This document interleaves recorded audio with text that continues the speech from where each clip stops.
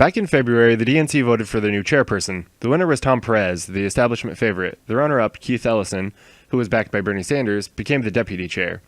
With the change in leadership, Perez has asked for resignation from all members by April 15th. This has happened alongside a change in leadership before and wasn't surprising. Bernie Sanders talked about it a little on MSNBC's Morning Joe. Does the DNC need a massive overhaul? Absolutely. I supported Keith Ellison, and I think Keith understood that where the Democratic Party is today, programmatically, in terms of how it does business, has failed. I mean, the evidence is obvious. It's not just that we've lost the White House and the U.S. Senate and the U.S. House. We've lost some 900 legislative seats in the last 8 or 9 years. So clearly the Democratic Party needs a top-down overhaul. And that top-down overhaul means that instead of becoming dependent and being dependent on big money interest for campaign contributions, it has got to become a grassroots party. It has got to start speaking and acting and fighting for working people, for young people, people who want to transform this country. So what Bernie is saying is that if the Democrats don't get their shit together, then the Republicans will keep winning. And the way to prevent this is to become the party of the working class, much like how Bernie ran his campaign.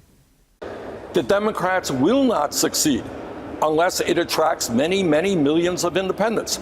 The number of people who are now moving in the independent direction as opposed to Republican and Democrat, it is growing. So if the Democrats are going to be successful, it in fact is going to have, that party is going to have to appeal to a whole lot of independents.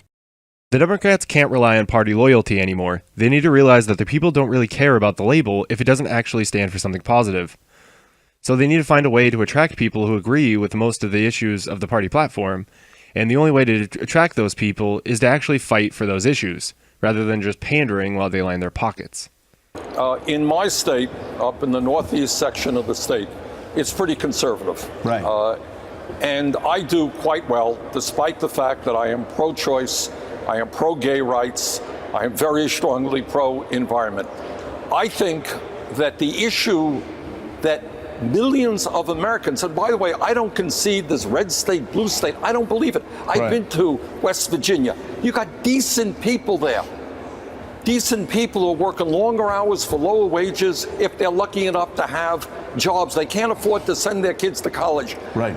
They don't have health care. I think those are the issues that the Democratic Party has got to stand up for. And not only stand up for workers, they got to have the guts to take on Wall Street. And as Mike pointed out, the insurance companies and the drug companies.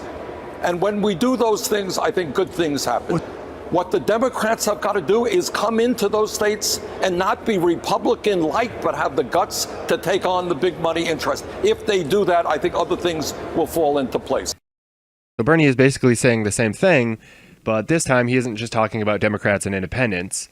He is saying that many Republicans don't care about party lines either, and that most people just care about having a good job, being healthy, and being able to take care of their family. And furthermore, he is saying that if the Democrats appeal to those people, they can win them over. But it will require them to actually fight for jobs, health care, family leave, better wages, and all the other things that are required to live a happy, healthy, and fulfilling life. I'm a liberal and traditionally register as a Democrat, but I'm not loyal to the party, nor am I really loyal to the term liberal for that matter. I don't really care about the label. I just want to know that we have a choice next time we get a chance to vote. I'm sick of the lesser of two evils option, and our most popular third-party candidates typically haven't been much better. Add that to the lack of support third-party candidates usually get, and to me it just seems like a waste of a vote. So I want to see one of the two main parties actually be a force for good for the American people who need it the most, by which I mean the poor and working class.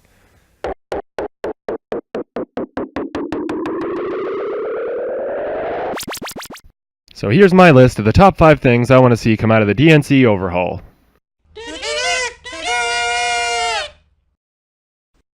Not all of the DNC resignation letters will be accepted, but they should be.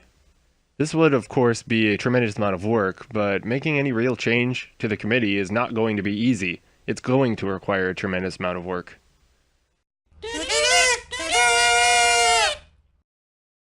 The new committee members need to be willing to fight for the people and not for special interests. I don't mean that they should not have any corporate stock whatsoever, but we need people with practically no financial incentives that run contrary to the interests of the public. And they need to not only start without owing favors to Wall Street, they need to keep it that way. If the Democratic Party chooses to continue to go down this path, the party will keep losing. And anyone willing to champion the cause of the working class will defeat them, just like Trump did in the 2016 election.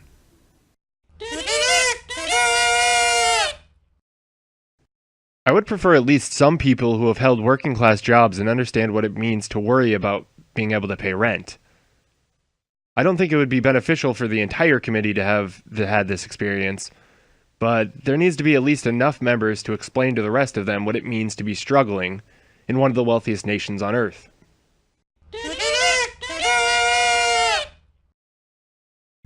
Not only do they need to be free of corporate interests, they need to be willing to go head-to-head with those interests at times that they run contrary to the interests of the general public, such as with drug companies and insurance companies.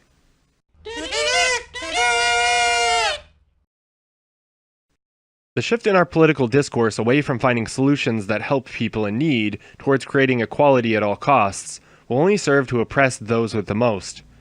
This never-ending battle of taking things away from people to even out any advantages will take away everything until there is nothing left. We must focus on creating more opportunities for those in need and not focus on taking things away from those who aren't.